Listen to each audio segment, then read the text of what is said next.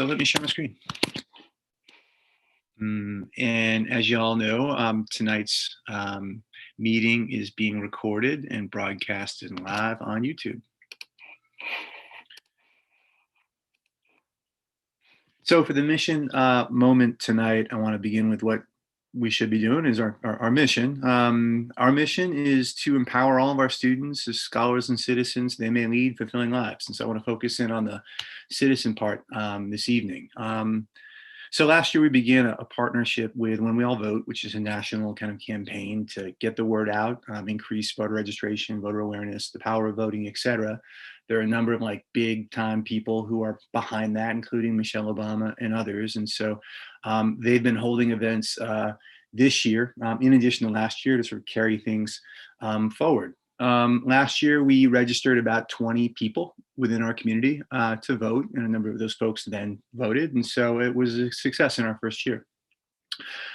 For the coming year, we're changing things up slightly in that we are going to be helping each of our seniors either register or pre-register to vote for the coming election. And so if you didn't know this, I didn't either, but one may in New York State pre-register at the ages of 16 or 17.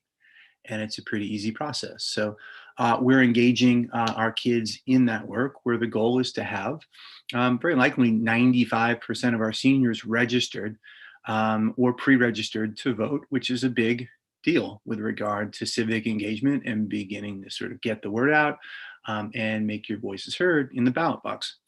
So excited by that. By show of hands, if any of your prior schools that you attended did that sort of thing, let me know.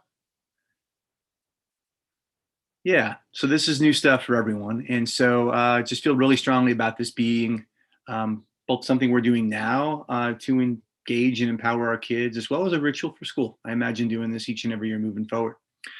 And so we are going to be conducting, it's the first time we've done this, but we'll be conducting a forum in late October to talk a bit about what the election here in New York is about, who's running for what offices, what that means, just to get kids fired up about the election. Then on November 2nd, kids will vote, and then we're going to celebrate afterward. So just some of the things we're doing to round out our mission as a school so that our kids are leading empowered lives. So that's the mission moment for this evening. I shared this out during the ECPC call last Tuesday. It's appropriate for that committee, but wanted to bring it to the full board tonight. Great, thanks. Okay, moving on, you want to go into the school report? Yeah, I do. I'm going to open it up. Let me just grab it here. We are going to focus on, there are going to be 5 components of the report that I zoom in on tonight. I'm opening that up now.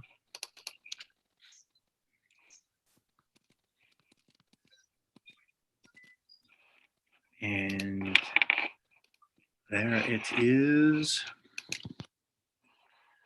And so I think the first point here is just what I led with in the intro, which is what I led with in our committee meetings last week, that, it's been an eventful 3 weeks in which we've done some really great things and accomplished a whole lot given circumstances. We've also kind of overcome some adversity and challenges over the course of the past few weeks. And then we've hit a couple that are pretty significant and we're still working through. And so I think namely, we did have a couple of cases, our first 2 cases last week at the middle school, confirmed COVID cases in our 8th grade and 7th grade. Overall, I think things ran smoothly, but it was just new for us. And so managing that cleanly does require some new thinking and some collaboration. And so I mentioned this during committee meetings, but we are cohorted at the middle school. So in both cases in our 8th grade and 7th grade, there was one section of students who were out for 3 days at the middle school. And then that's in the 8th grade. And that's just one of our 4 sections. So about 25% of our students in the 8th grade were taking part in learning from home. Quarantining during that time is required. And then the same thing happened with our 7th grade. So on the one hand, it's unfortunate that this is sort of what we're working through. And it's hard. And at the same time, we're playing it safe, kids are safe, and school is resuming for a vast majority of our kids. So that's sort of the update that I think is most sort of fresh on my mind and on team's mind. Is again, we work through some new things. Let's see. So I think that's one. Second update in a related way. Here's Earl, letting Earl in.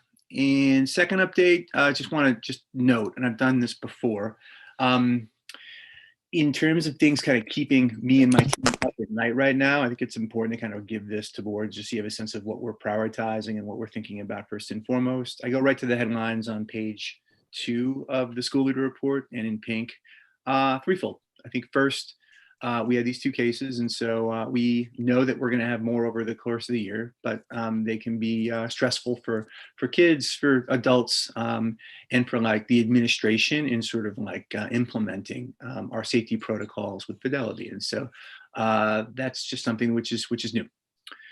Second, we'll talk about this a bit more, but enrollment is down below budget at 521 right now. I think this is a phenomenon that other schools are dealing with too, but we don't want that. So I'll say a bit more about some of the actions we're taking now, and then where these sort of gaps hold and what grades, and why they're a bit more cumbersome in terms of addressing. And then third, just that we have had, we continue to deal with some vacancies. And so I think over the past 3 weeks, we had 3 folks resign: a high school science teacher, middle school history teacher, and the middle school ELA teacher. We also had a high school history teacher resign. So for varying reasons, some of this was personal. A couple of folks we had brought in, they were brought in within the past 3 weeks to sort of cover for some vacancies we had. And then for various reasons, it didn't work out. So this is the crunch. And I think it's a crunch for us and for other schools and for other kids. And so that's the one thing that I think probably is most challenging in all this, is sort of managing through coverages and doing so in a sustainable way for team. So those are the 3 things keeping me up at night. Not surprising for you, things we discussed last week, but wanted to name them. Beyond that, I want to move forward to updates on safety measures, which were provided during the SLC call on Wednesday. So I'm going to go through this. So just as things stand right now, 96% of our staff are vaccinated. We have 5 approved exemptions, 1 resignation with an ELA teacher at the middle school. So overall, I feel like this was managed well with minimal impact on staffing at this point in time.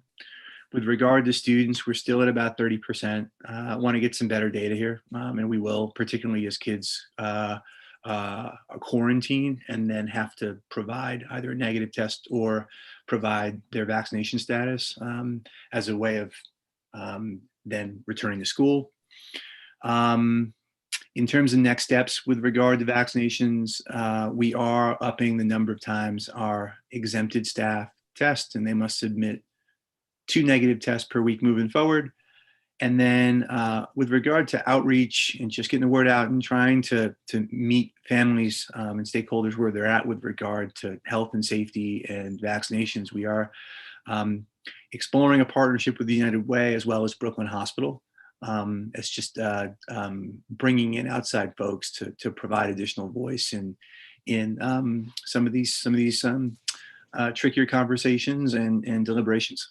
So that's vaccinations. With regard to testing, we are continuing to test 20% of our unvaccinated students weekly. And so that's going relatively smoothly right now. One of the 2 cases last week was a result of our in-school testing. The other was not. It was due to a family testing outside of school. This is just an interesting fact. So right now, we are testing 20% of our students twice weekly, and those are students who are unvaxxed and those who have consented, where 100% of our kids have opted in. So we're testing a good number of our students a week. The DOE right now is testing 10% of their students who have consented, which is about 35% of the student population, the DOE. So translated to like the student level, for every 20 students we're testing, the DOE's testing just over 3 students. So a lot more testing going on in our school. With regard to protocols, as I mentioned last month as something we were going to do, we did conduct an internal safety audit of our safety protocols with a focus on implementation late this past month.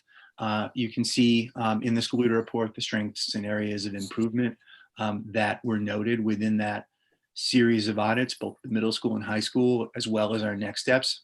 And so next steps right now include continuing to do the things that we're doing well throughout. At the middle school right now, we've got ample space and making sure we're utilizing that space to maximize social distancing.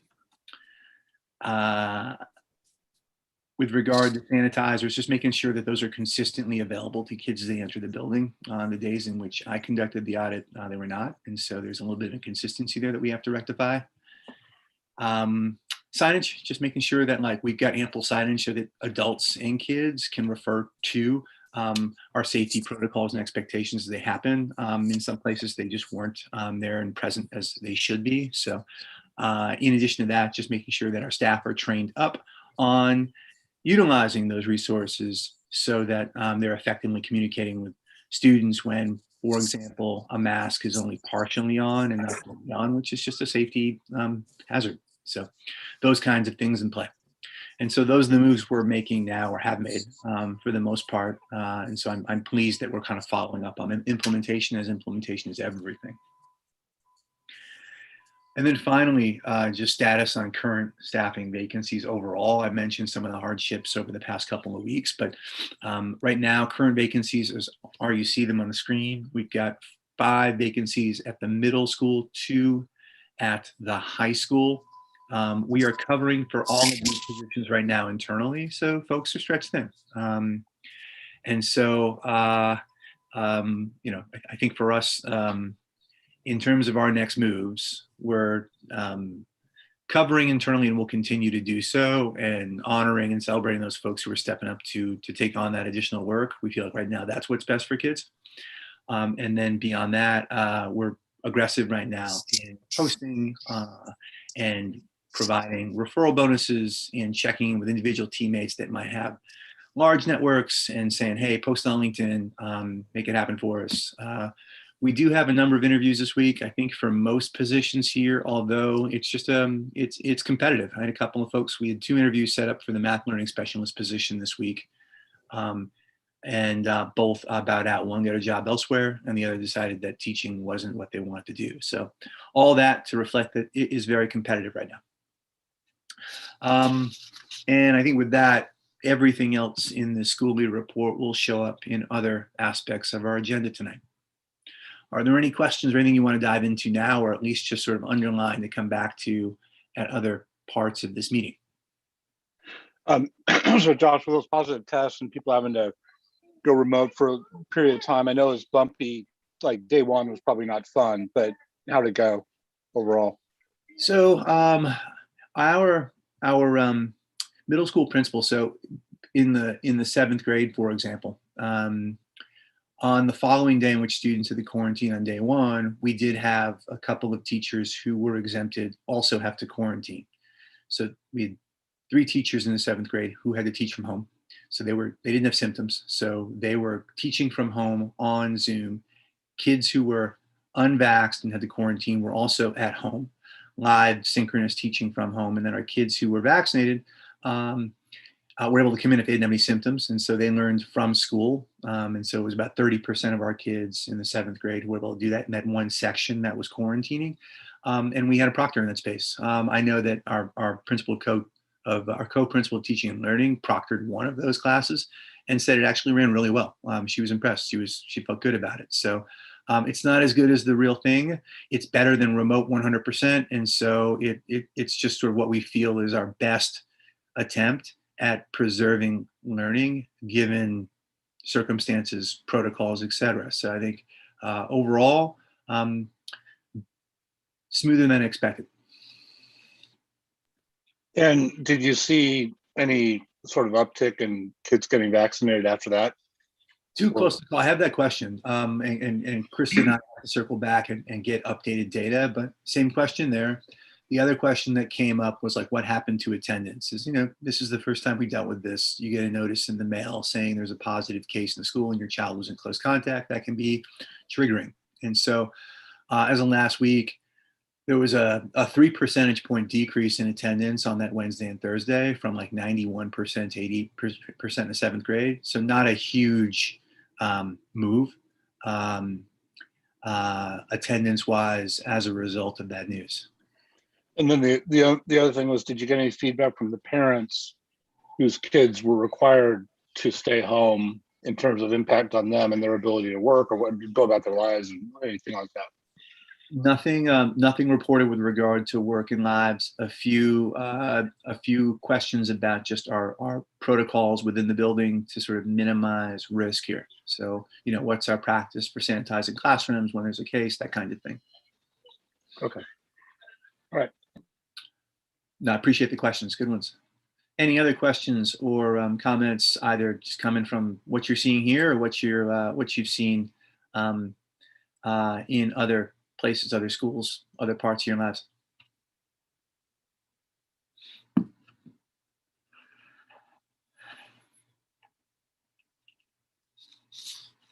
Okay, so that is the school meeting report for the month of October. All right, let's go to the dashboard. Cool, let's do it. Share my screen one more time.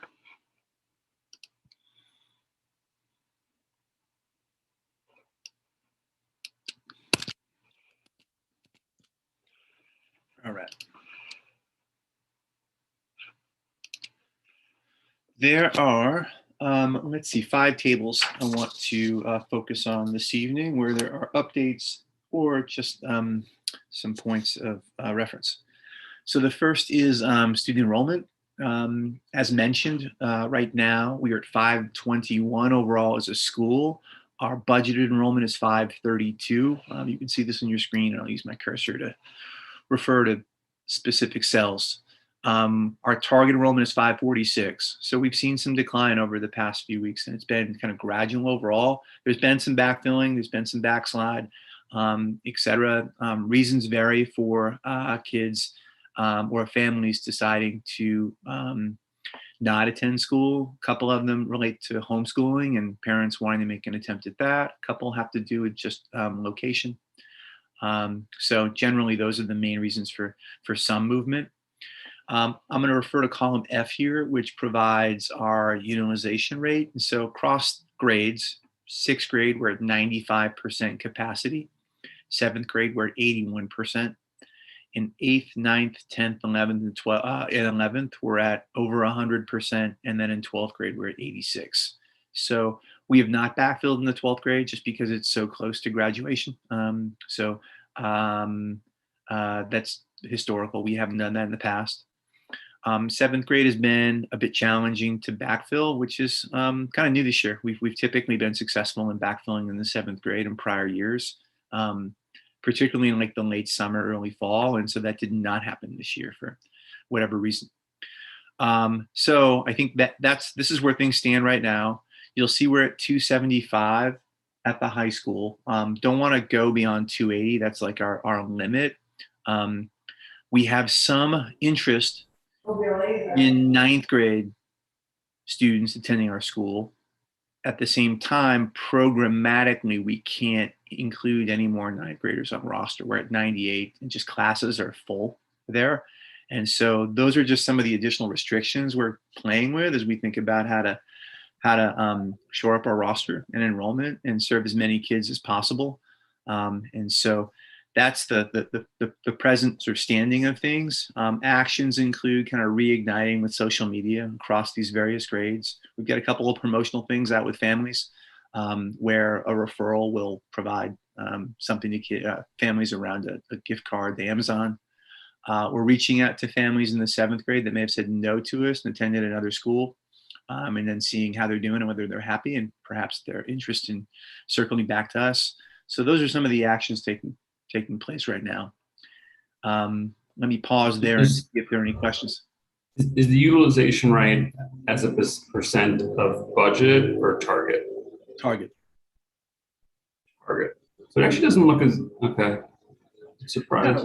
Yeah, we're talking about 10 students or 11 students out of 521, right? So it's a small percentage, but it's still meaningful when it comes to an operating budget.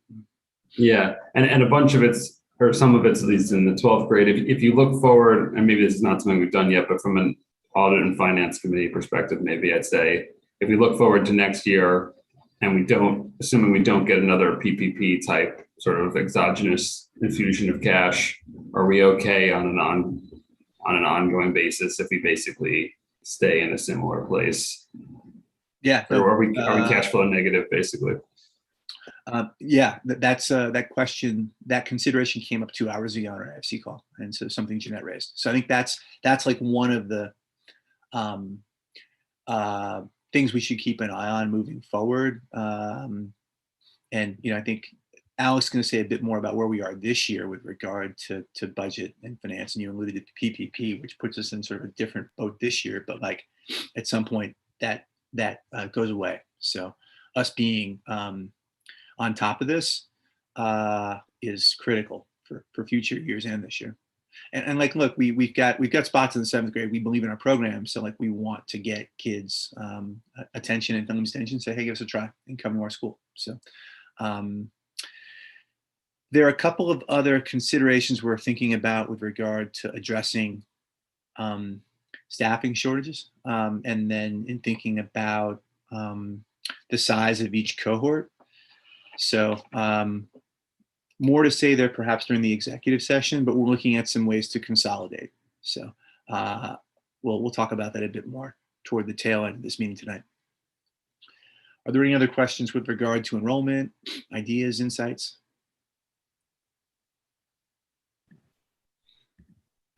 Cool, I'll keep us moving forward. I'm going to move right to table 2 now, which provides student demographic information as of October 6th. So we do this once a year on what is called Beds Day. And so it's kind of an official day in which there's demographic data put forth to the DOE. And so here's where things are this year. You'll see in column B, the percentage of students that are identified or classified within each of these subgroups of interest, where some of them have to do with just the sort of services that are provided, some of it relates to race, ethnicity, and some that relates to like geographic zones where kids live. So you'll see both October 2021 in column B, you'll see October 2020 in column C, so just like a year-by-year comparison, and overall very little change from last year to the next. So the takeaway here is that we have a similar demographic student population to last year, this year. And then we're able to compare that to CST 13, our district and location as of last year, and the state as of 2018.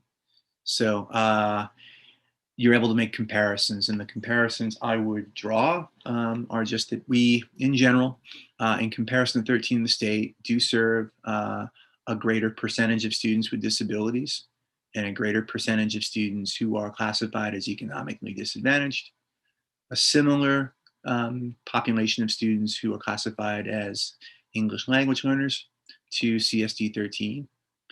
With regard to race, ethnicity, demographic data, we serve a student population that is classified as less Asian, heavier concentration of students who identify and are classified as Black, relatively similar in terms of population of students classified as Hispanic or Latino, and then fewer white students overall than the district and location or state. So generally that's the comparison. A lot of this just relates to, we're a community school and we serve a population of students in Bed-Stuy, and so our student population reflects that of our neighborhood.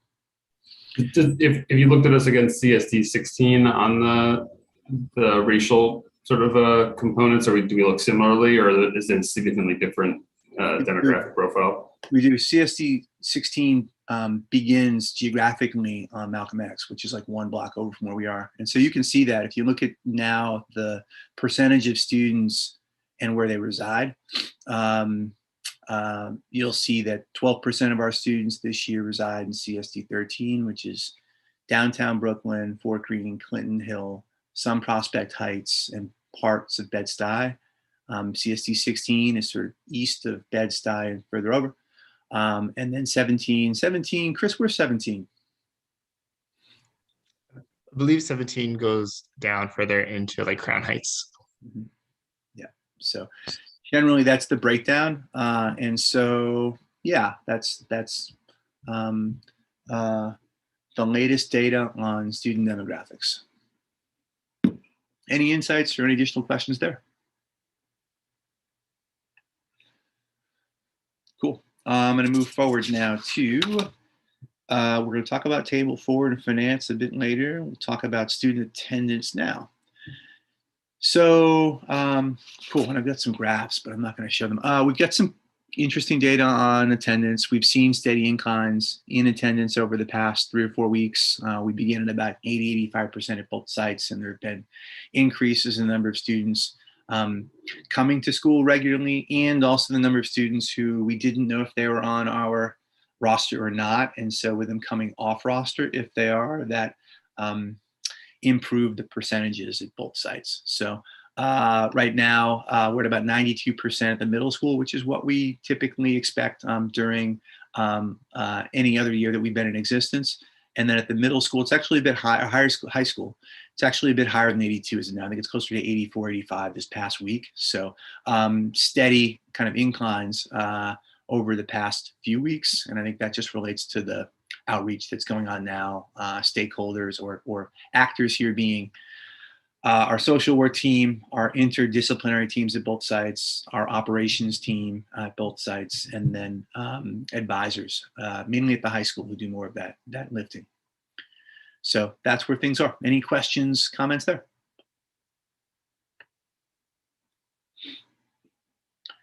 All right, and then finally, that was 3.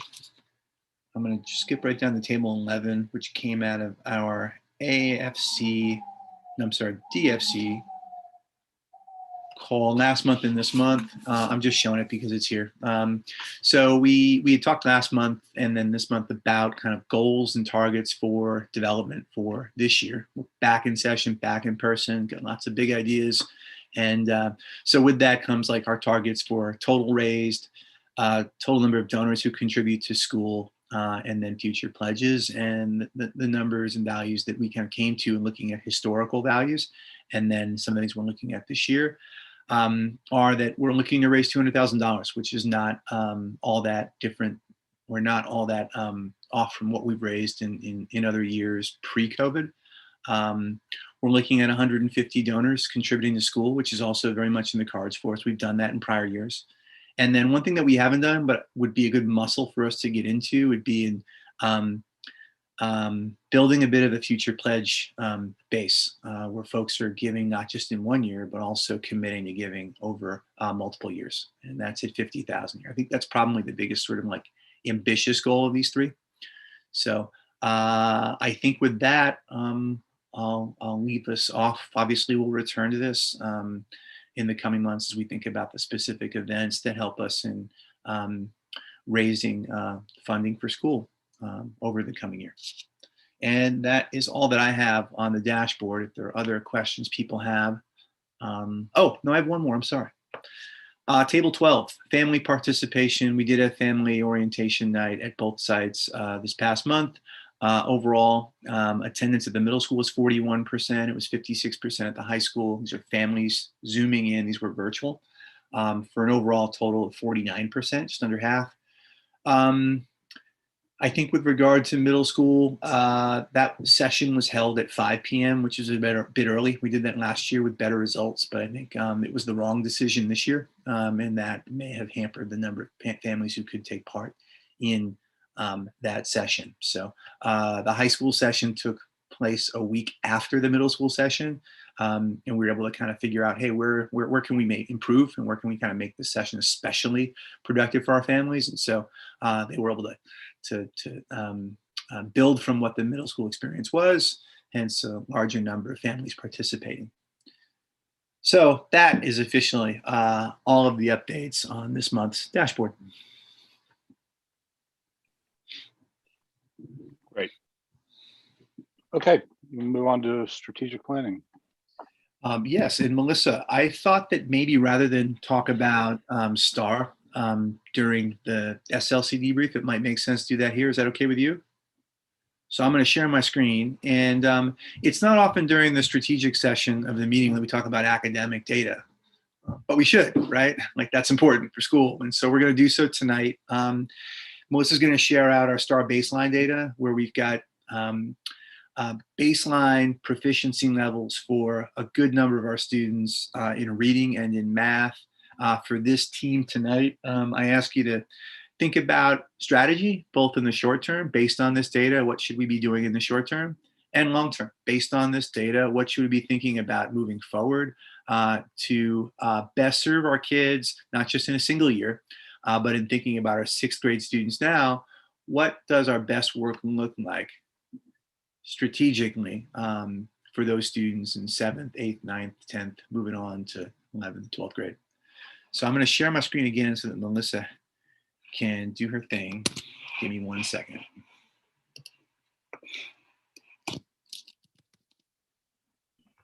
And I'll apologize in advance, team. My work computer had its last moments today, so I'm kind of setting up this new one on the side so that I could be with you. And there was some like awkward zooming from my children's iPads, but I think I've got it. I think I can see it.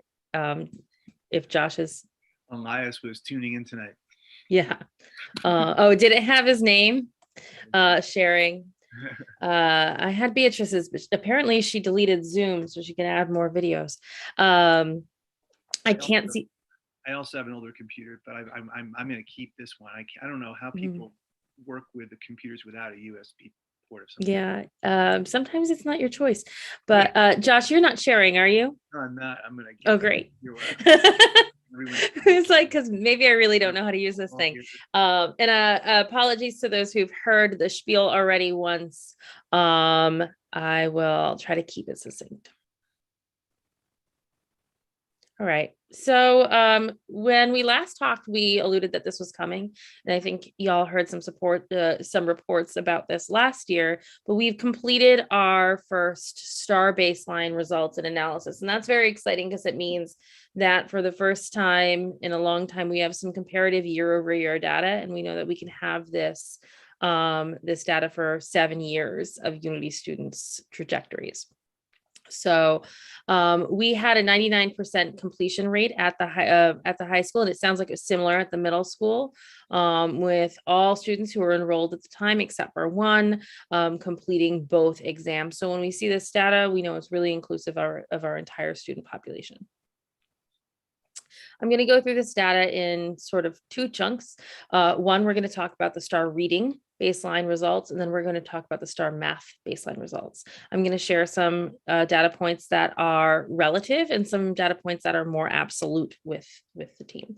And the first one is percentile ranks. So when we look at these percentile rank numbers, we'll have these for both math and for reading. These are the percentiles compared to other children who took this test. So this test is administered at schools, thousands of schools throughout the country, probably the world. So this is looking at, across all STAR exams, millions of students take them.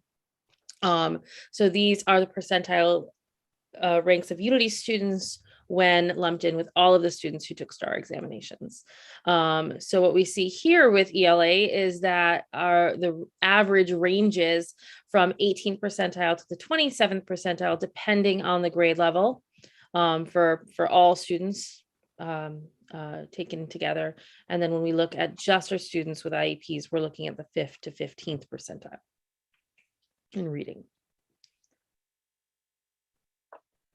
And again, that's compared to other students.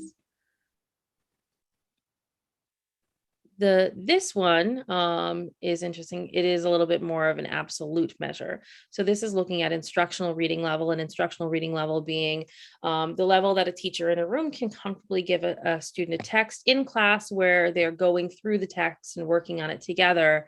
And a student would be able to access the material. This is not quite the same as independent reading level, which is if I send you off with a book or an article on your own, what I can reasonably expect you to be able to do without any direction or any support. So when we're looking at the ranges of reading levels, well, firstly, if you're looking at the chart on the right, you can see the median, which is sort of the typical reading level for a student in any of these grade levels across Unity. But when we're thinking about the ranges of reading levels, it's between 8.4 grade levels of students, a difference in the room, and 11 grade levels, depending on the grade we're teaching.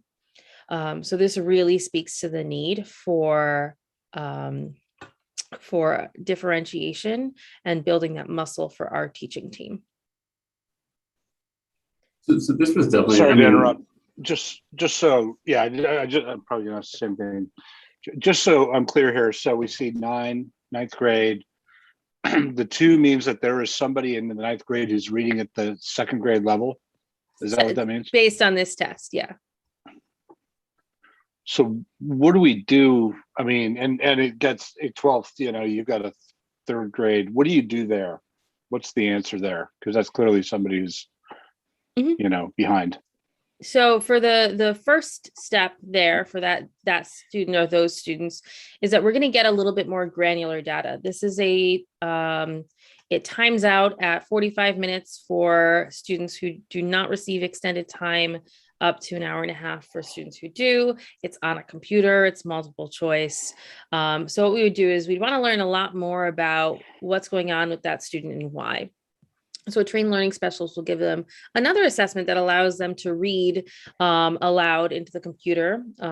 We used to do that in person, but now we have a program that'll do that called Literably and takes a running record there. So we get a little bit more granular information about what might be going on with students just from a decoding perspective, and then answering some questions there. And then that student would begin working with a learning specialist in an intervention program that we're building. That exists, is codified. There's time for it at the middle school. At the high school, students who receive that service as part of their IEP accommodations are getting that immediately. And then we are going to expand that program throughout the day. So they'll get a little extra time that's based just on reading, not necessarily on 11th grade literature or whatever their course is. It's also possible. 4% of our students are classified as English language learners, and so it's possible that students at the sort of lower end are learning the language for the first time and learning to read for the first time, and so they would then be supported by our ESL teacher. Yes, though for the one student who speaks neither Spanish nor English at the high school, we did not administer this assessment, and students whose home language is Spanish were able to take this assessment in Spanish. So we have grade level data for them, but maybe not in the target language of English. So this is even taking into account that it's not necessarily English language reading, if Spanish is their first language. Yeah, if you speak Fulani like one of our students does, STAR doesn't offer that. So we excuse that student. It would have been frustrating and not supportive of data for our case. So like the headline there is that these students do require further intervention, and not intervention in grades or the content of a 9th, 10th, or 11th grade student, but in reading specifically. In some of these cases, perhaps this is not an accurate measure. It could be based on student effort, or it could be based on confusion for the process online, but it is unlikely that across 7 grade levels and hundreds of students that we're looking at like a high degree of inaccuracies at that level.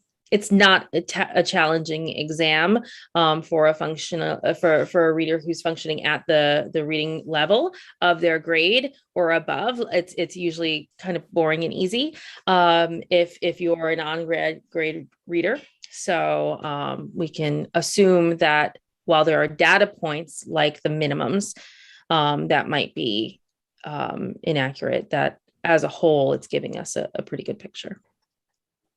So just if you want, I had to leave the SLC call a little earlier, so I didn't get as much chance to talk about this in that smaller group as I would have liked. But I think that for me, at least between this slide and the prior slide, this is like, we need to completely rethink everything.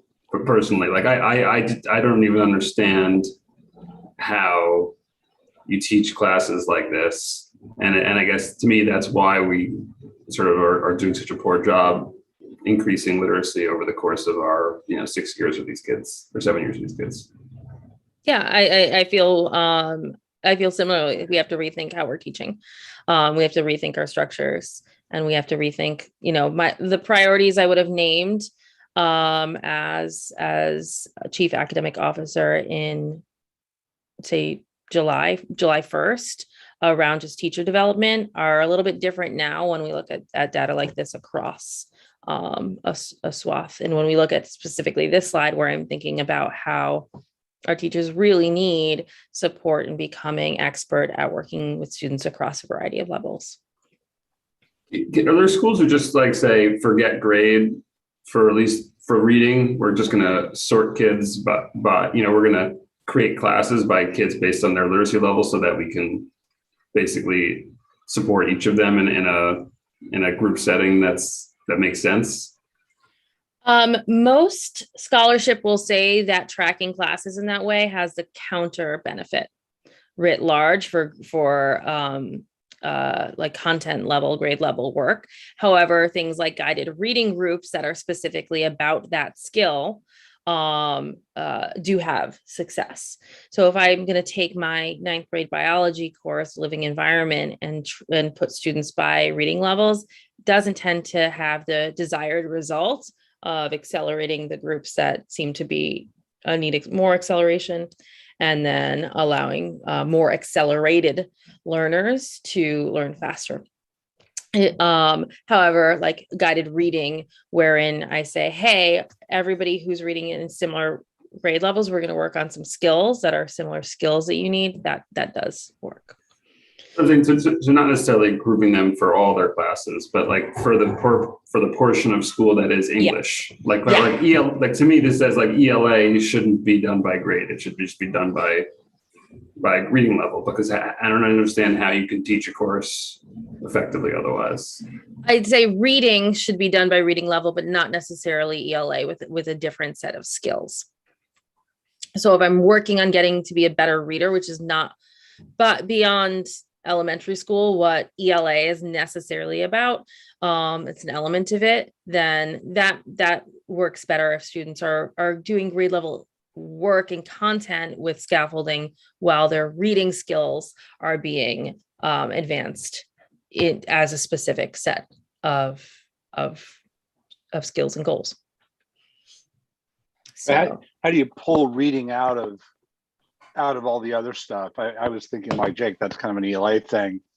You're saying it's a component. It sounds like an ELA, but it's not ELA. How do you pull it out and address separately reading? Is there a separate class reading for these? Yes. Okay. That's what I'm saying. Like there needs to be that intervention I'm talking about, or extra tutoring. That's around being a reader. That's not around the 4th standard of ELA at the high school bands, which is about authorial word choice and how it changes the meaning of a text. It is about reading, and STAR does a great job of breaking this reading level into skills. It'll prioritize skills and standards for students to work on. And so trained folks can take those skills and standards and say, all right, Jake, we're going to work on your reading level, and we're going to do that by working on these skills. And I'll talk in a couple slides about how we're addressing some of that. sorry, I don't want to belabor this too long. Can I ask just two quick follow-up questions? Is I guess how much I can talk all night.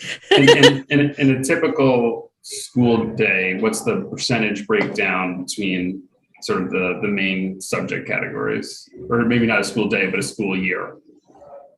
So both middle school and high school follow full year courses. So at the middle school, there are 6, Josh, or 7? ELA twice, math, science, history, PE, elective, 7. 1 elective, yeah. It's a little more complicated at the high school, where there are 7 courses a day, 2 So ELA. maybe just middle school. Let's Yeah. just keep it simple. So there's 7 courses, and ELA, it sounds like, was 2 of 7. So, and that's roughly the percentage of time, 2/7.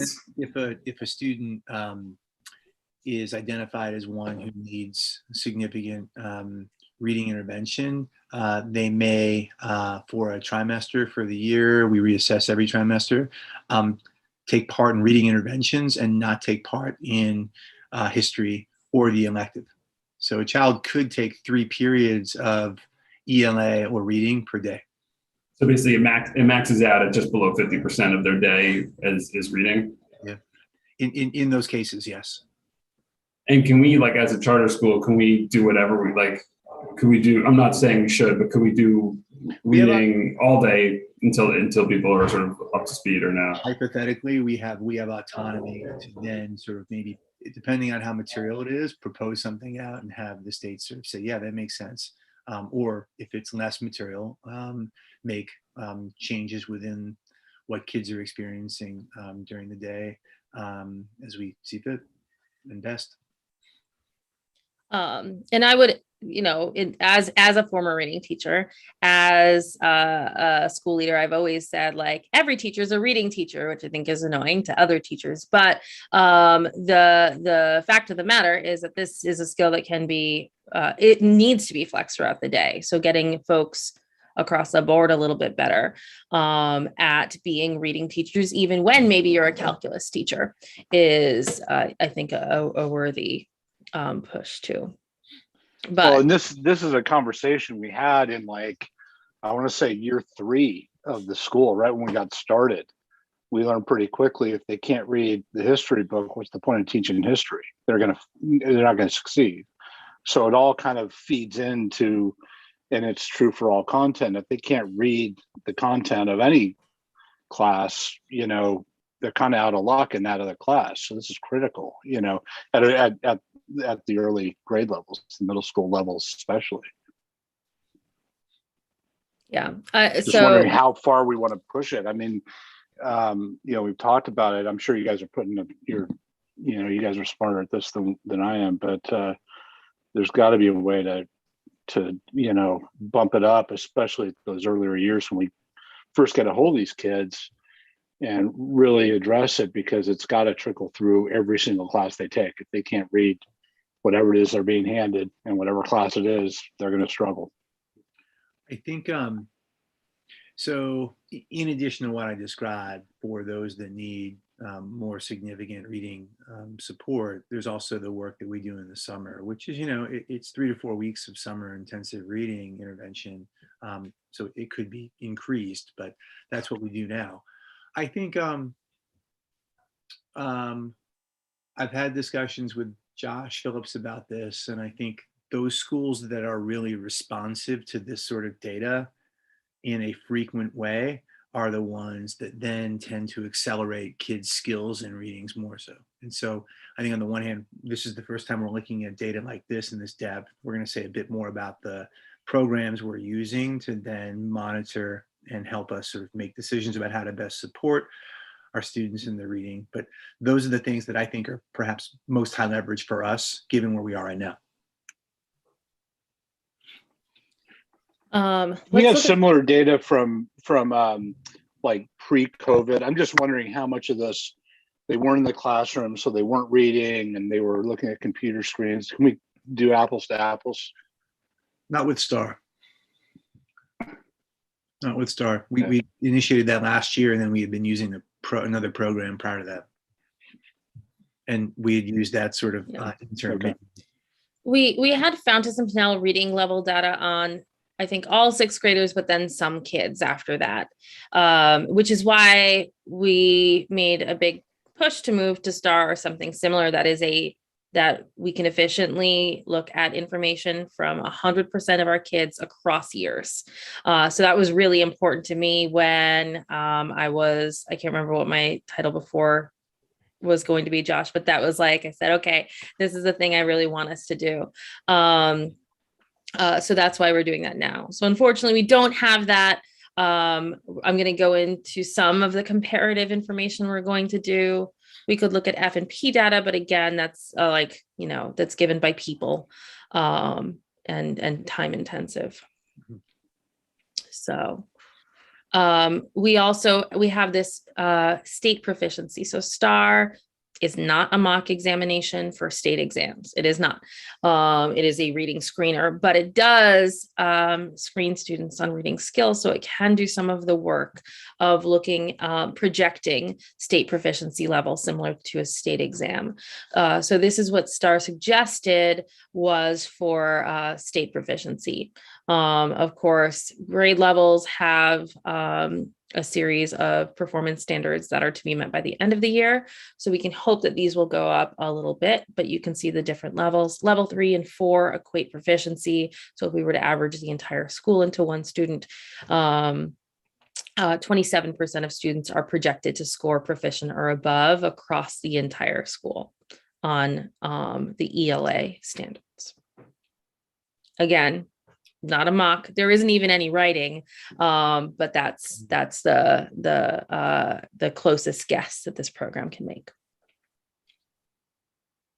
So we looked and we took a little pause to look at that reading level data, which is, I think, the really spicy one everybody likes to talk about. But remember, we started with some comparative data. We said that between UTD students were scoring 15 to 27% percentile compared to all the STAR test takers. Then we looked at the reading level data, and then we looked at the 27% projection for state proficiency. Now we're going to look at this stuff across math. So the math percentile ranks, again, this is all the students who took STAR. They're talking about this exam, it's comparative. We did a little better comparatively than we had in ELA here. So we're looking at ranges between the 25th percentile and the 42nd percentile, and then between the 8th percentile and the 24th percentile for students with IEPs.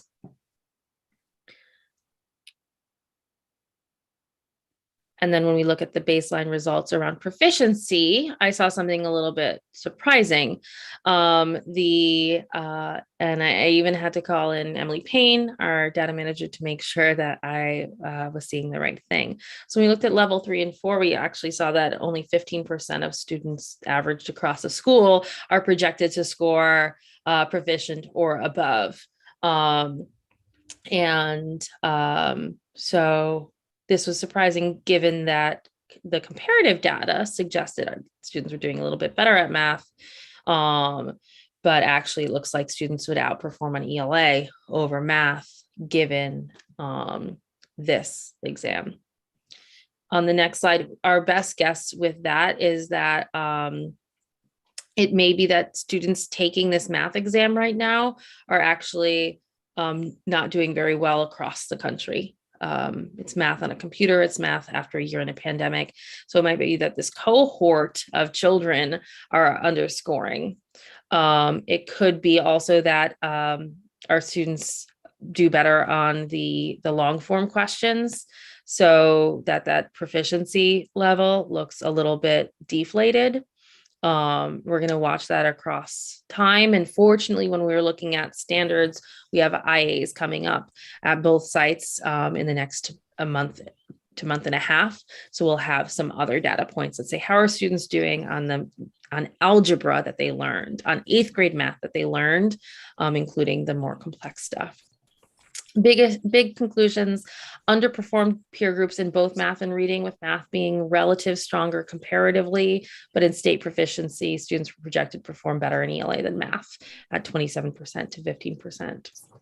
And then we see that students are performing on a large spectrum of levels, including students who are maxing out, the scores for stars to students who are at a pre-primer level.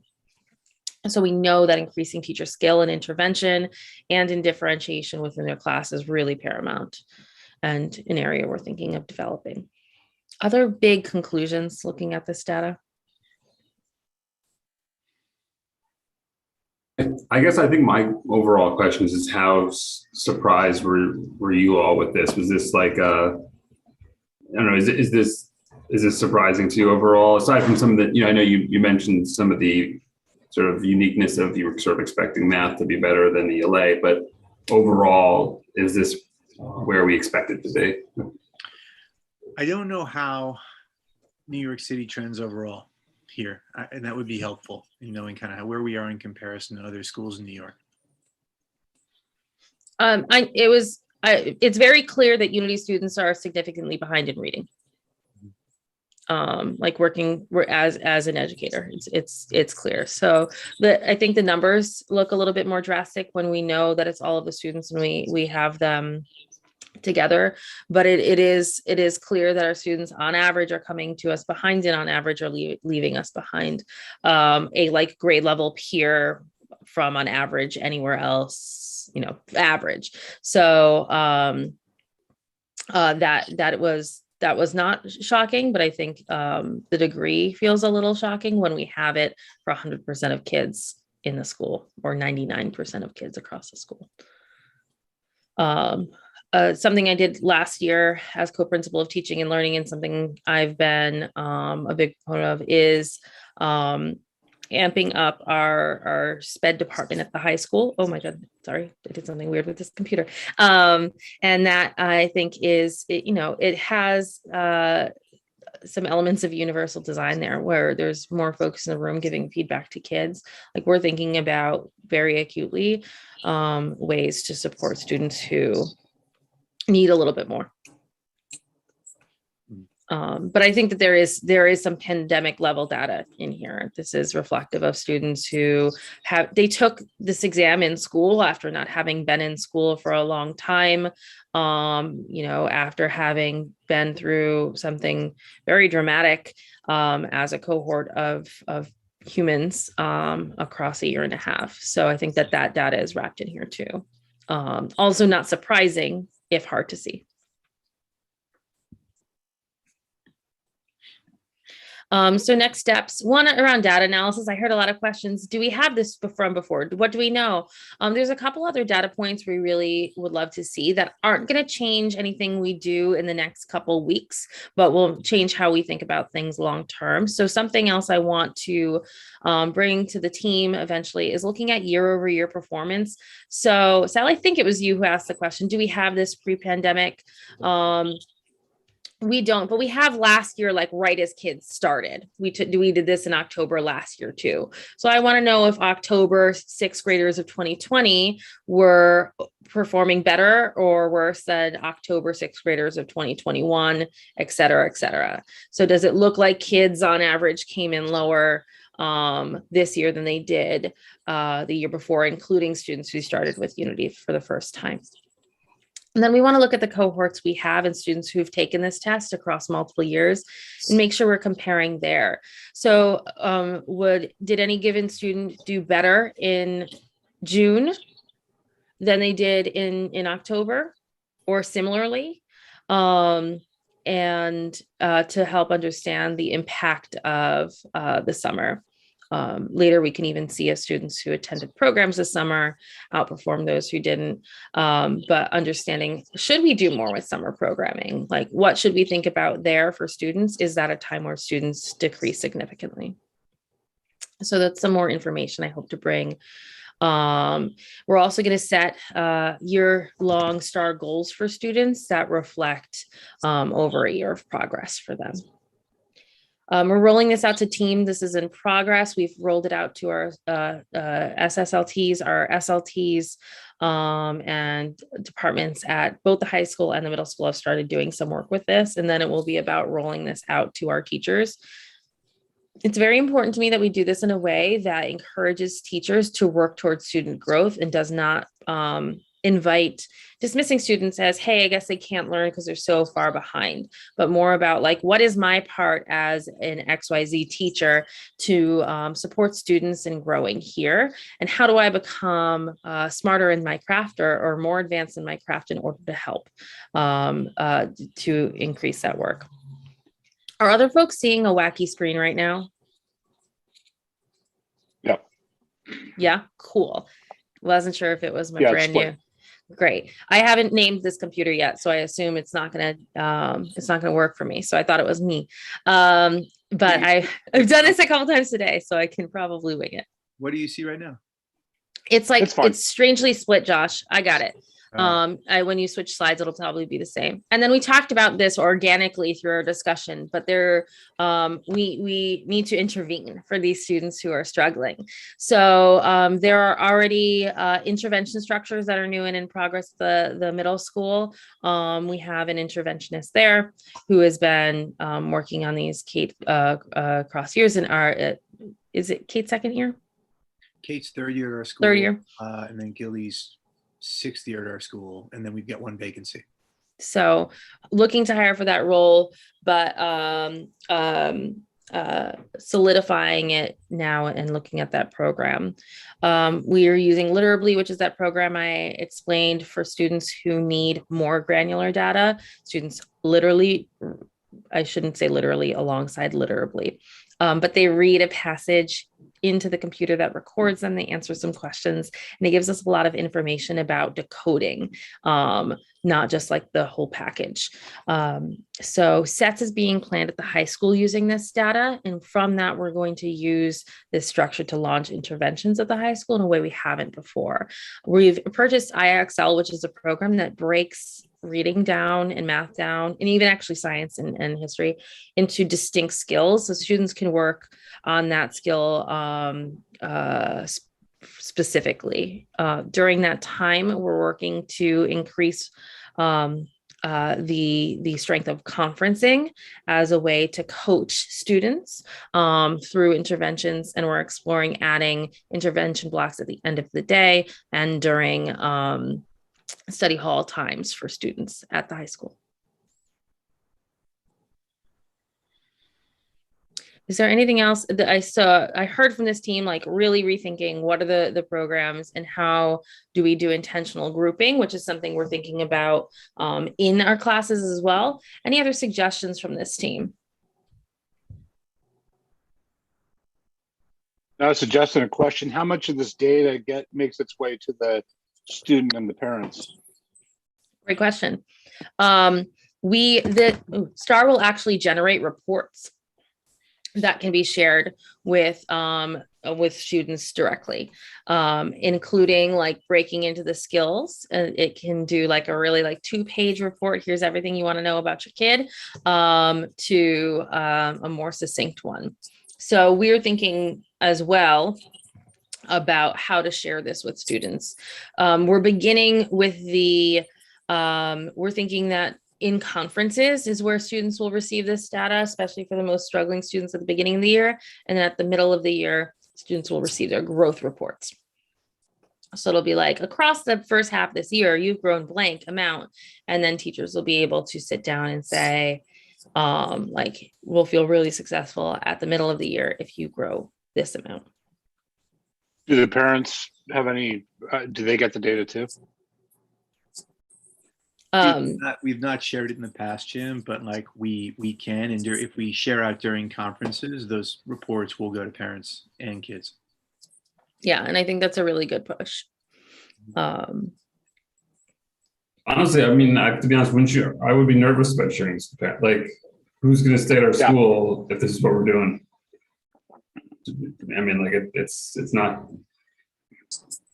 especially without the context that you're giving. I don't know. I would be nervous. I'm not saying that we shouldn't, because I don't know if it's ethical to not, but it certainly makes me nervous. I was thinking it is done in like the conference setting verbally, without saying 2 means second grade. There's a way to do it. Yeah. where it's oriented around, let's get you to here, and here is what that place looks like, and that's our goal. But this is all hands on deck stuff. This has to, and I gotta believe a lot of this, the parents, if they were informed, a lot of the parents would say, I didn't know, I got to do more. And when they're at home, I got to make sure they're reading, or, whatever. I don't know how much data the parents have. I don't think they have to know really especially for the really underperforming ones who have special needs or whatever, I think there's a way to couch it all, but for the median folks who are still on average 2 or 3 years behind, I got to believe the parents could be able, if they knew the data and were presented properly, they'd be able to tighten the screws when these kids are at home and say, you got to get reading. And I think all students with a diagnosed disability who have an individualized education plan will hear this. That's part of a meeting. When you sit down with the CSC, they share that level information, but it's a team sharing that with students. What I envision would actually be parents not getting the sort of high level data. As a parent myself who receives very similar reports, I'm minimally interested in this sounds selfish. I'm minimally interested in how the whole class is doing it as compared to how I'm interested in my kid and how I can help them. So I think a parent might be very interested to see, hey, here's how your student's doing. Here's where we want your student to be this year. And here are the things they are working on. And what you can do is monitor the students' work, really help. They have classwork each day that they're working on, which is more important than homework right now. So they've got time in the evening they should be reading. And then here are some books that might be appropriate for your student, or here is some math support they can do at home. And I think those would be things parents are really interested in. And I think conferencing is the right way to do that. Trudy, as a former parent at Unity, what would you add to the conversation? I mean, actually, I remember, I think it was one year, they came in the 7th grade, and he had an assessment test such as this, and I was given a kind of a breakdown, and I was, I was actually shocked as well as a parent. It was kind of hard to see, but like Jim said, I took accountability for the things that he needed to do better at home. And I was also given an action plan where I believe it was Ms. Fuller. She basically gave me, don't worry about it. This is the action plan. And they worked for him. And I believe he was re-given the exam. And you could actually see where the work at home, I was working at home with Ms. Fuller, and we were working together, and it really worked. And so as a parent, I would want to know. And the same thing with Melissa. I wasn't really concerned with what the other kids in the class was doing, but when I saw the comparative of where he was at that age for that grade, that was really shocking. So I actually you crack down on make sure that he's doing the sign reading, and it was good to work with with Ms. Fuller, and we both got on board and just got him to be where he needed to be. So I would want to be notified, but I wouldn't, as a parent, I didn't really care what I just was more concerned about where he was on the whole. But I think it would be kind of hard to hear that if I had a 7th grade student and he was reading on a 2nd grade level, but I would want to know that he was reading below the level. And to stamp and be clear, this is one short internet test. When we get students that are in that red band of urgent intervention, they're getting a more complete picture of what those reading needs are. And that I think would be the time to share that with the parents. what Mr. D had there was probably more like that, where an adult sat down and did that reading battery, which is more useful as a reader and as a parent, but it's not as useful unity wide for us to see these pictures. I guess the only thing I'd add is that I sort of feel like we shouldn't, I guess, or maybe not we, but so much as you all on the Unity side, like I would consider no sacred cow in thinking about how to fix this. It's sort of like we need to do something extreme. I don't know extreme, but we need to make an extreme impact, and so I wouldn't like we shouldn't be shy. Yeah.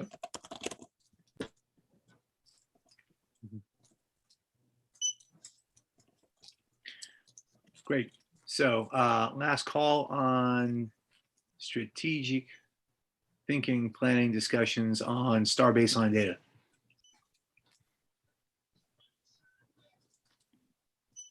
All right. Thanks for that, team. Back to you, Jim. You want to just keep rolling with the SLC stuff and finish up there? Let's see. Yeah, I can share one more bit.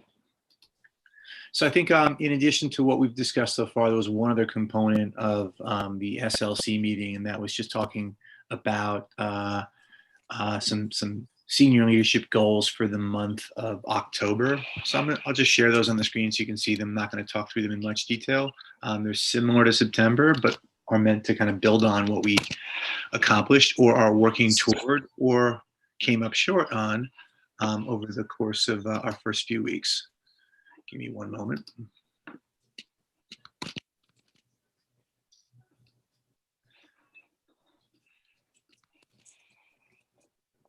right. If you want to take care of this guy so he can go. Thank you. Thank you, Bill. So what you see here are a component or a summary of deliverables or what we see as being representations of success for the month of October. And you'll see subcategories on the left. Some of these subcategories related to kind of org health. Some of them related to climate. Thank you, sir. Appreciate it. Thank you, sir. Some of them related to safety. Some of them related to interventions, which we've had a healthy discussion about. And then some of them related to kind of academic teaching and learning stuff in green, with like the way in which we're conducting walkthroughs, the way in which we're coaching more intensively, and then some of the goals we've set forth instructionally and what we're aiming to achieve craft-wise across our faculty. And then finally, kind of what we aspire to with regard to administering our first interim assessment exam across school later on this month. So what's not shown here are deadlines for these things, actors, supervisors, and then action steps over the course of each week to achieving these things. So I present this out just in a sense of like the way in which we're trying to sort of set goals ahead of time and then track their success and build out action plans over time. With the SLC, the question that came up was like, hey, given where we are as a school, what would you sort of focus on in the near term? And, you know, I think Jeanette, just given vacancies and things, zoomed in on staff morale and making sure that folks are supported to do their best work and celebrated when they do. And, you know, obviously safety was something that came up last week as we were experiencing our first COVID positive confirmed cases. So let's see, others who took part in the SLC call or others who are seeing this for the first time, anything you'd want to underline or question?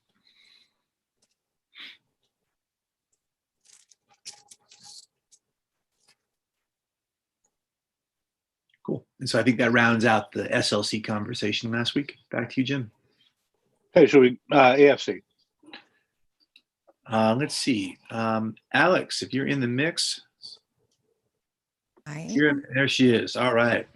I wanted to provide the update that you provided about 2 hours ago to our AFC in a consolidated sort of way. Yes, this is a very brief update. I hope everyone has seen the reports. We're only 2 months into the year, so it is somewhat unremarkable in a very good way. All the financial indicators are strong. Cash is strong.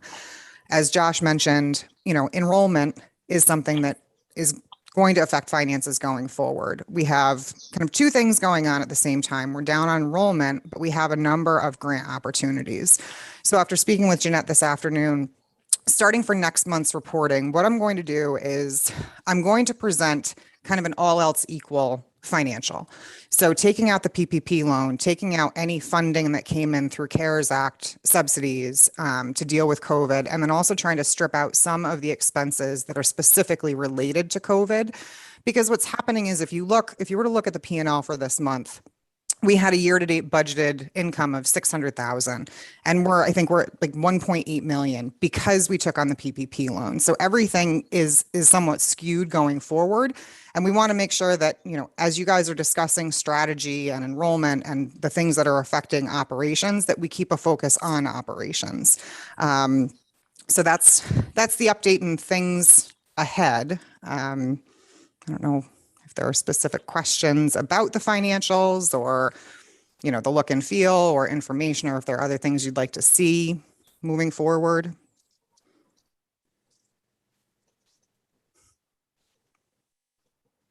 Any requests from team here?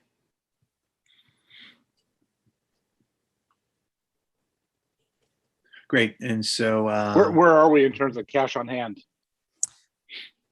As of this is the end of August. As of the end of August, we had about 4.6. If I were to pull up the bank account today, it's about 3.8. But we'll have another per pupil invoice coming in shortly. So, you know, we'll be back up. Cash looks healthy.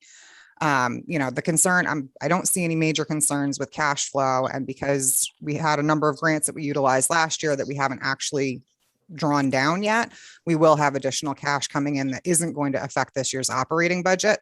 You know, so that doesn't hurt anything.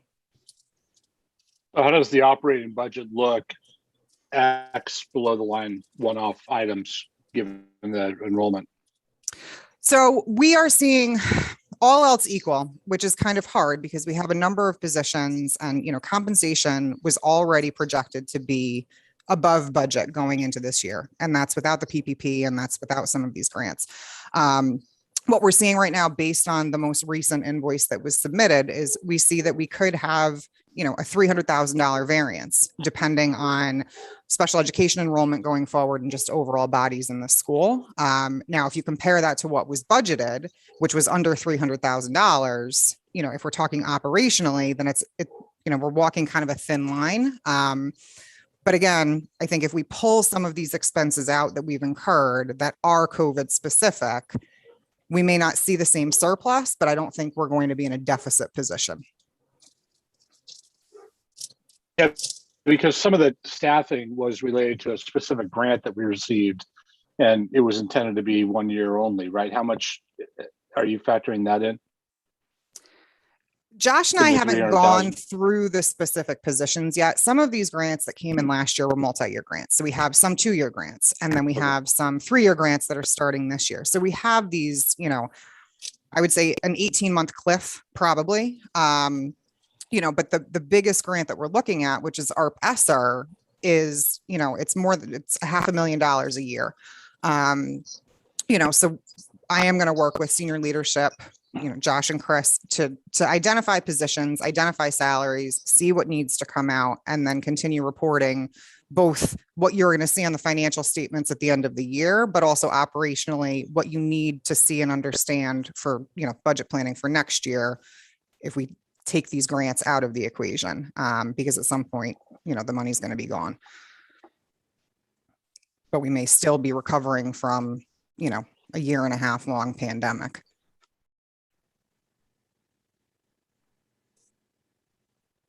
Other questions or thoughts there, Jim?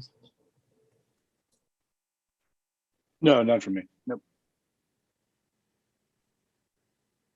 Okay, so I think with that, that's AFC for the month of October. Okay, DFC.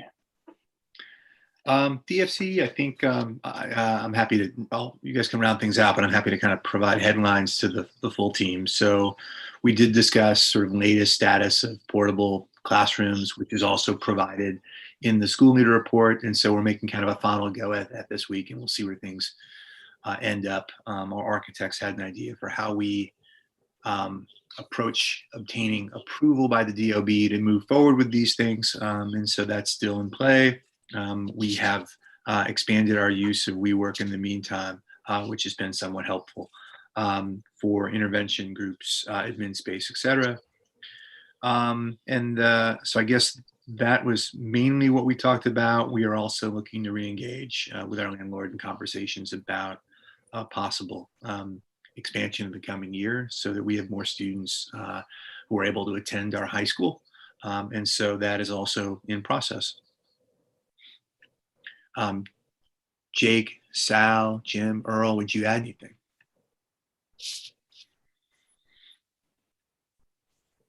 I mean, no.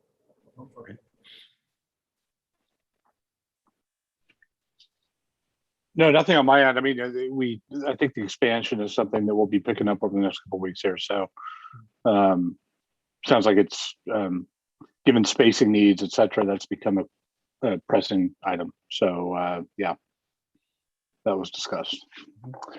And I think we're taking that up in the executive session too, right? Yes, to some extent. Okay. All right. Okay, let's move on to ECPC. Updates there would just be that we've got visits to both sites next week on Wednesday and Thursday, I think beginning at 9 a.m. So those are in your calendars. Does anyone know as of now which day or whether they're able to attend, just to get a quick head count while we're live? Or does anyone know that they definitely can't make it and have conflicts? I definitely can't make it. I'm going to connect with you offline because I still want to come. I'm going to be at a wedding Wednesday, Thursday, and Friday. Okay. In Aruba. But when I get back, I want to see what I can do and when I can come out, and I'll accommodate your schedule or your leadership schedule, however it's best. Cool. Sounds good, Earl. Josh, I definitely won't be able to make it. Okay. Thanks, Madonna. I intend on coming one of the 2 days, Josh. I'll respond to your invites tomorrow. Appreciate you making the trip. Awesome. Thanks. Anyone else know as of now what their plans are? I'm looking okay. Yeah. Okay. Is there one or both days, Jim, when you're thinking about like middle school or high Both. school? Oh, Okay for both. Yeah. yeah. And Jim and Trudy? I'm sorry, Jake and Trudy? I believe I responded. I think I did for the high school. Yeah. 21st. Yeah. Yeah. Cool. I'll definitely make the high school. I'm hoping to do the middle school too. Awesome. Okay. All right. So we talked about that. In addition, we also talked about board recruitment stuff. So I guess we're going to dig back into that during the executive session tonight. And Jim, Okay. Great. Associate board. no updates this evening. Okay. Great. Moving on. Looks like the only approval item we have is the minutes from the prior meeting. You've all had a chance to review them. Any questions or comments? Okay. Great. All in favor of approving the minutes from the prior meeting? Okay. Thank you. I don't see any members of the public here. Okay, Josh, anything you want to say for preview of the next meeting, or just move on? I think what's nice is we've got, so this was a kind of a tight turnaround meeting. We met 3 weeks ago. There's been a lot going on, but here we are, and some good discussion this evening. I think our next meeting is going to be about 4 weeks from now. And so the adventure continues with regard to negotiating all this, and look forward to more conversations around both the visit you guys make next week, challenges that maybe come up around staffing, and then we will have students taking IA1, but I don't think we'll have results by November. So that'll probably be a December item. So those are things that come to mind that will be discussion items in the coming month or two. Excellent. Okay, terrific. So with that, let's adjourn. Let's shut off the recording.